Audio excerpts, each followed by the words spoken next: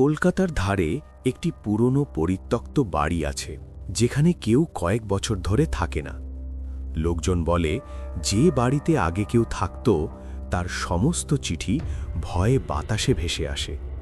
একদিন অনিন্দ নামের একজন তরুণ ওই বাড়ি কিনে নতুন জীবন শুরু করার জন্য আসে। প্রথম দিনে মনে হয় শুধু ধুলো আর পুরনো জিনিস, কিন্তু রাত হলে সে একটি কক্ষ আবিষ্কার করে, যেখানে হাজারো চিঠি আছে, কিন্তু কেউ কখনো পাঠায়নি।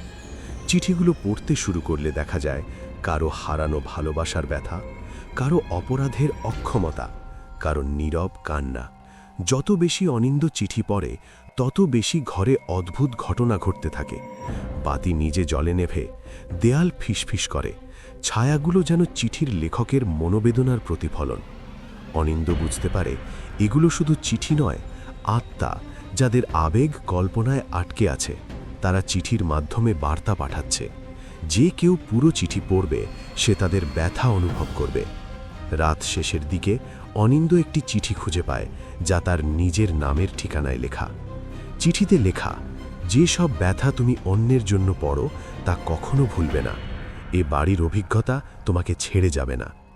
সেই রাতের পর থেকে অনিন্দ জানে, এই বাড়ি শুধু ভূত নয়, এটি মানুষের আবেগের জাল। যদি কেউ এখানে আসে, সে শুধু ভয়ই পাবে না, তার হৃদয়ও ছেঁড়া অনুভব করবে। শেষের দৃশ্য, দর্শক কেবল দেখি অনিন্দ চিঠি পড়ে হালকা কাঁপছে। ঘরের সব বাতি নিভে গেছে, কিন্তু ভেতরে চিঠির আত্মার ফিসফিস কানে বাজছে। তুমি আমাদের বুঝলে, কিন্তু ছাড়া পাওয়া সম্ভব নয়। এরকম আরও গল্প শোনার জন্য চ্যানেলটি সাবস্ক্রাইব করুন ও কমেন্টে বলুন আজকের গল্পটি আপনাদের কেমন লাগলো।